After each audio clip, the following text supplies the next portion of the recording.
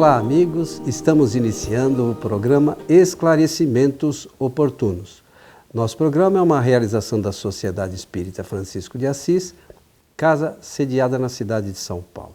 E, como sempre, conosco Milton Felipe. Tudo bem, senhor Milton? Estamos bem, estou bem aqui, pronto para o nosso programa, satisfeito por estar aqui em nosso estúdio, junto de todos os nossos técnicos, colaboradores.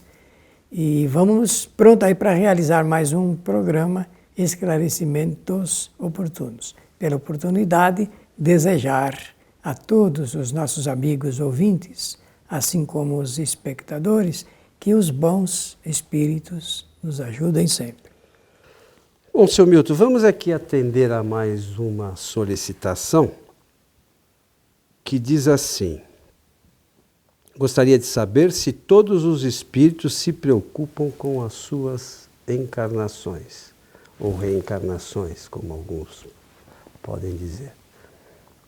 Essa pergunta foi feita também por Allan Kardec. Isso, está lá vejam também como no livro ele, dos espíritos, né? Como ele, nesse aspecto de volta do espírito ao corpo, ou à vida corporal, ele procurou, dentro da possibilidade, extrair o máximo possível dos espíritos superiores. Na medida que ele perguntou, eles responderam. Então, existe uma correspondência muito grande entre a forma como Allan Kardec examinava essa matéria e como os espíritos também apresentavam as suas explicações. Mas então eu vou começar dizendo assim, Coelho, quando nas reuniões chamadas, reuniões mediúnicas, né? Porque reunião mediúnica, propriamente dito, mediúnica, reunião, esse adjetivo qualificativo não existe.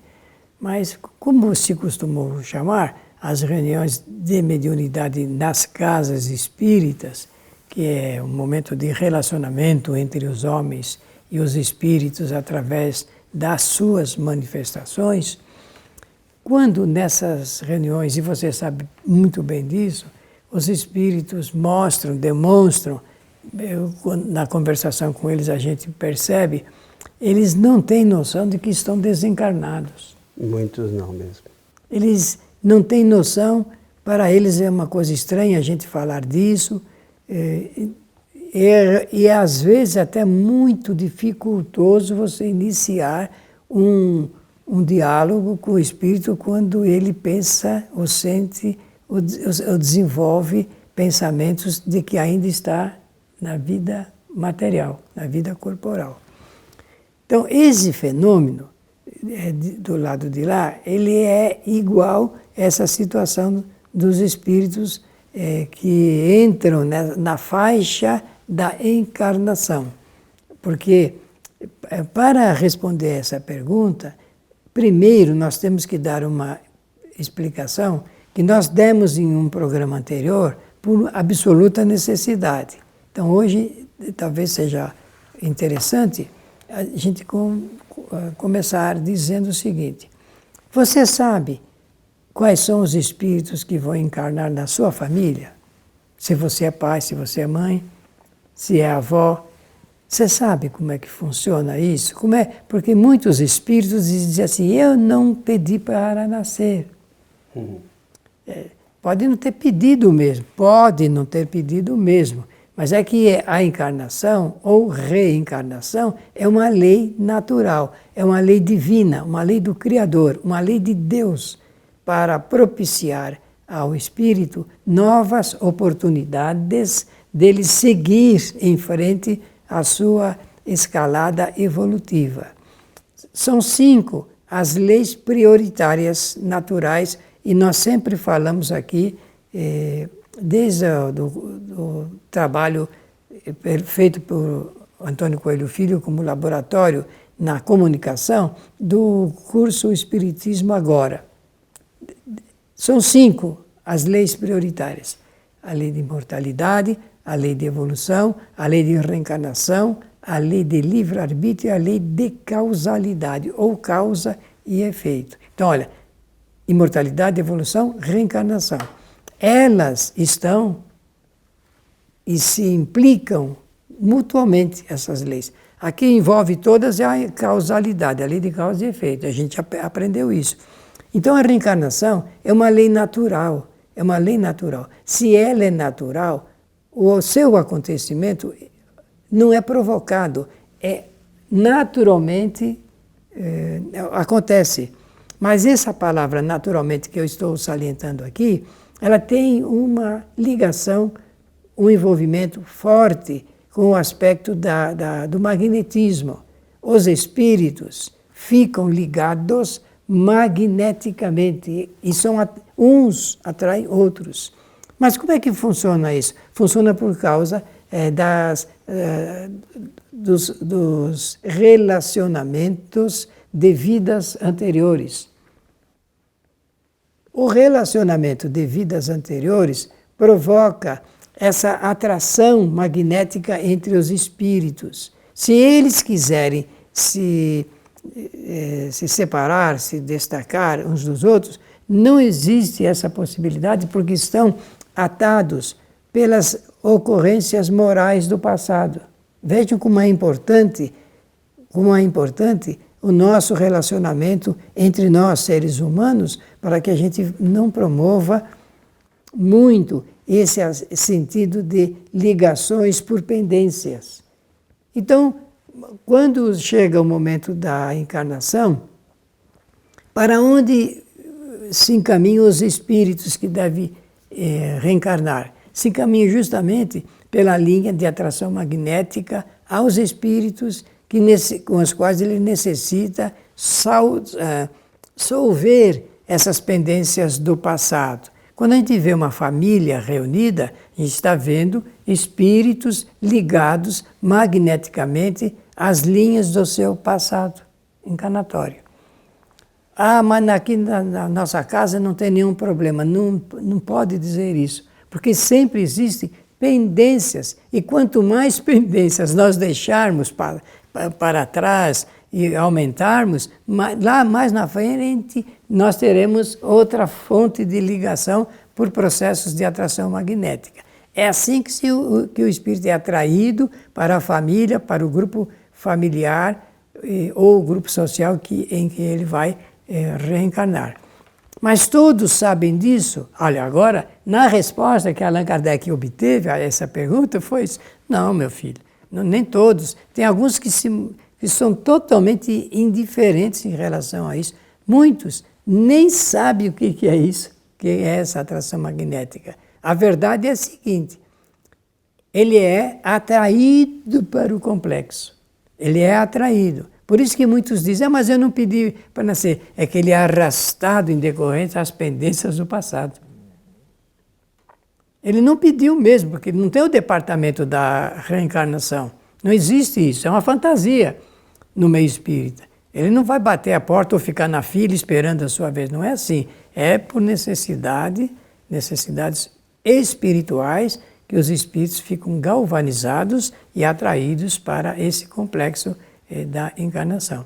Então, porque eu falei laconicamente, porque nós vamos ter que alguns comentários, conforme vocês vão observar, o Coelho tem alguns comentários a fazer.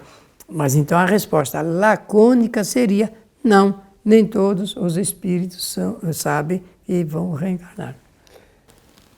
É engraçado, Milton, que quando você conversa com os espíritos nas reuniões, muitos, como aqui a gente esquece do passado, eles retornam para a erraticidade e eles continuam se esquecendo do passado. Então, para eles não tem uma divisão muito clara da encarnação e da situação espiritual ainda.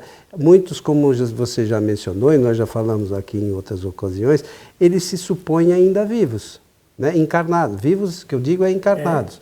Né? E aí você pergunta para eles, mas onde você estava? Eu estava lá, ou estava andando por aí e tal. Eles não sabem exatamente o que podem fazer, para onde ir, com quem falar. Então eles ficam como se fossem meio andarilhos, muitos, né? Ficam para lá e para cá, perambulando e tentando, algumas vezes, se relacionar com alguns espíritos que pensam do mesmo jeito, né? E às vezes vão a locais que tem reuniões, é natural isso. Aos centros espíritas, alguns também magneticamente são trazidos, porque a gente não sabe como se processa ainda, ou pelo menos não sei. A providência divina acha que para aquele chegou o momento de ser auxiliado e eles são trazidos para serem orientados. E aqui, e nas outras casas, claro que também, a gente informa esses espíritos as possibilidades que ele tem de dar continuidade, de evolução e essas coisas todas.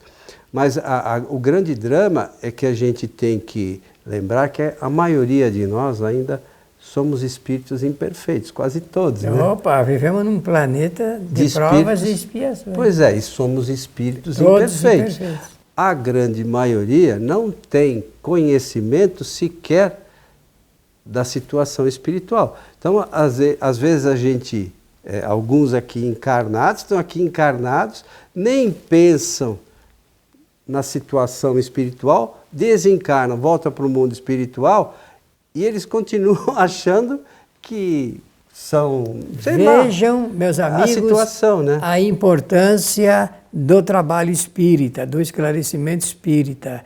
O espiritismo, ele projeta uma luz, um foco de luz no caminho que nós temos que percorrer no entendimento.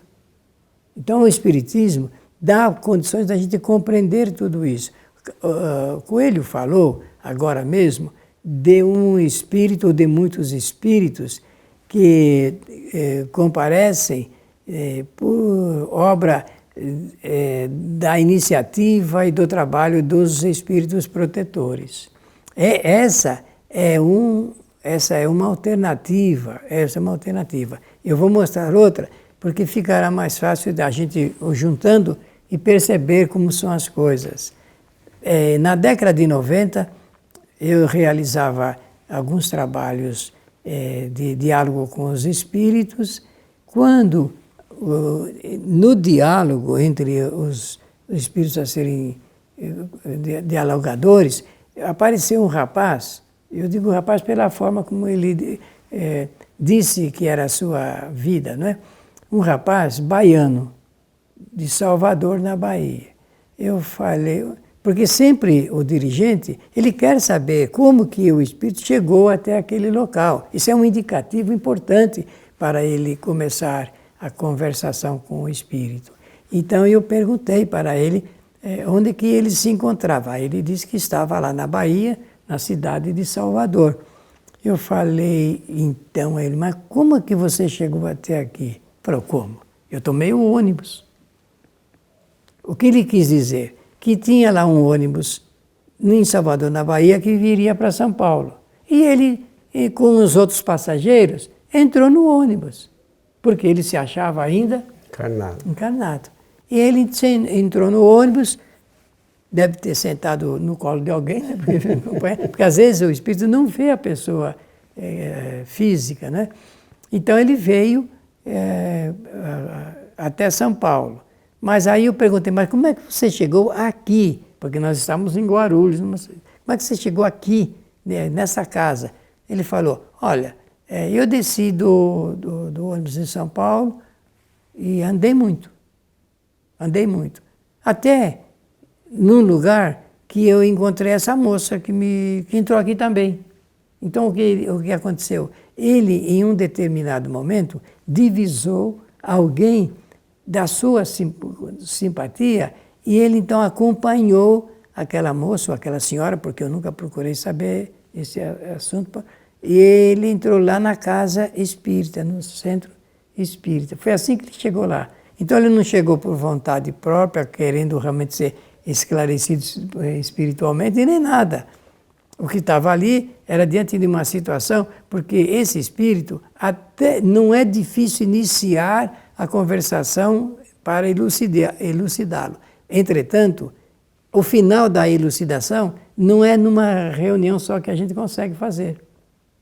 Muitas vezes não. Ele teria que voltar, como de fato depois ele próprio disse que estava gostando do ambiente. É claro, o ambiente nosso é sempre um ambiente agradável, onde a gente faz preces, onde pede ajuda àqueles que sofrem, não é? Que padecem. E então ele se enturmou ali e quis voltar. Eu falei, você fique o tempo que quiser aqui conosco. É claro que ele poderá ter saído com a mesma pessoa com quem ele entrou. Pode ser que isso aconteça. Como também pode ser que ele fique lá porque ele não tem noção exclusiva do tempo e que permaneça ali no ambiente até a próxima reunião. Porque vai ter outros espíritos ali que vão ficar conversando com ele e essa história toda.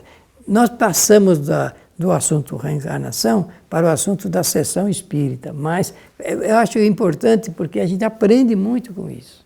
Essas reuniões que a gente fala com os espíritos, e se a gente estudar sobretudo a doutrina, mesmo esses espíritos que não têm muito conhecimento, eles trazem informações importantíssimas para a gente. Não são espíritos muito evoluídos, mas você pode perguntar uma série de coisas para eles que está relacionado com as andanças dele. Isso mesmo. Então você pode perguntar para ele, você come? Perguntar qualquer coisa. Perguntar qualquer coisa para ele, eles te respondem. Claro que dentro da visão e do conhecimento deles. Então não adianta querer perguntar coisas sobre a doutrina espírita mesmo que eles não conhecem. Não tem ideia nenhuma. Não tem informação, mas coisas sobre o que a gente pode chamar de, para nós, né, de dia a dia, sobre as atividades dele, a gente pode perguntar. E ele vai trazer informações. Mas para isso é preciso que a gente saiba, né, o que pode perguntar, o que não pode, o limite de conhecimento desses espíritos, até porque eles, como você falou, eles entendem da questão relacionada à encarnação dependendo do conhecimento que eles têm. Do avanço, e com tudo, né? Com tudo. Então, depende do grau de evolução do espírito. Ele vai compreender um pouco, mas uma coisa interessante, quando chega o momento da encarnação, porque existe um momento em que vai haver a preparação magnética para eles entrarem no processo. Nessa hora, espíritos amigos ajudam-no a fazer uma reflexão sobre si mesmos. E ele, naturalmente, pode projetar ideias sugestivas sobre as suas provas, e cuidado com as provas, porque elas podem se transformar em provações. As provações é o momento mais ácido, mais crítico, mais grave da prova. Então, nas provas, o espírito pode realmente fazer essa escolha, a seleção, por alternativa e se fixar nelas. Então, quando ele encarna, depois elas começam a surgir no seu pensamento e as coisas magneticamente acontecem para favorecer ao espírito ligado com essas provas que ele escolheu. Olha aqui, coisa bastante interessante, é da lei natural, é a bondade, vamos dizer assim, se a gente for muito religioso, então vai dizer assim, é a bondade de Deus pairando sobre os espíritos no processo da encarnação. Pode dizer, eu prefiro sempre falar que existe uma obediência às leis naturais, e essas leis não falham, nunca. Essas leis não falham nunca. Elas atendem ao propósito magnânimo do Criador para que o espírito ele possa sempre sair vitorioso dessas empreitadas. Só que o que nós fazemos aqui na Terra, o nosso comportamento, a maneira como a gente vê a vida, pode favorecer ou pode trazer, pode piorar um pouco a nossa situação. Porque nem todos os espíritos são passivos e pacíficos de entender essa lei soberana. Vocês sabem que uma pessoa que diz assim, eu já estou cheio de viver, quero morrer, uma pessoa que usa essa expressão, ela não tem gratidão pela existência, não tem gratidão pela oportunidade. E a reencarnação é uma oportunidade de Deus, digamos assim, para que o espírito possa realmente melhorar-se, evoluir, aumentar o volume do conhecimento moral e intelectual e assim seguir à frente na sua escalada evolutiva. Você sabe, você falou uma coisa agora, eu acho que aquelas pessoas também que falam que não pediram para nascer também têm total desconhecimento da bondade do Criador. Né? É claro, com toda certeza. Né? Porque se tivesse conhecimento das leis naturais, né?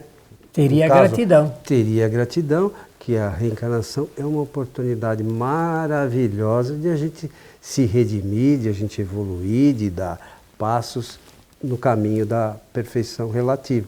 Então, é preciso que, às vezes a gente fala, não, porque a doutrina espírita é o futuro das religiões, é que traz essas informações, e essas informações são preciosas para a evolução dos espíritos. É verdade. Né? Então, à medida que a gente for tomando conhecimento e refletindo sobre os conhecimentos trazidos pela doutrina dos espíritos, a nossa vida vai se transformando. É simples assim, né? Na teoria é simples assim. Na teoria é simples assim. Claro que aqui encarnados dá um trabalho danado, mas se a gente parar e pensar, não é tão difícil. Sabe por quê? Porque só depende da gente, não depende de ninguém. Você tem razão, eu adoço plenamente isso. Mas, meu amigo Milton, estamos chegando ao final de mais um programa Esclarecimentos Oportunos. Pensamos que oportunamente esclarecemos a quem fez a pergunta a respeito da reencarnação. Desejar a todos que os bons espíritos nos ajudem sempre. E o Milton mencionou aqui no início que também essa pergunta está lá no Livro dos Espíritos, só lembrando, é a pergunta 331 do Livro dos Espíritos, para quem quiser dar uma lidinha lá. É sempre importante fazer essa leitura, porque a gente grava um pouquinho mais, né? É muito mais importante para nós que simplesmente o que a gente está falando aqui. O importante da doutrina, inclusive, é checar se a gente está falando a verdade. É oportunidade para conferir. É isso aí, é isso aí. Então, a você que esteve conosco, o nosso abraço e esperamos a todos em nosso próximo programa. Até lá.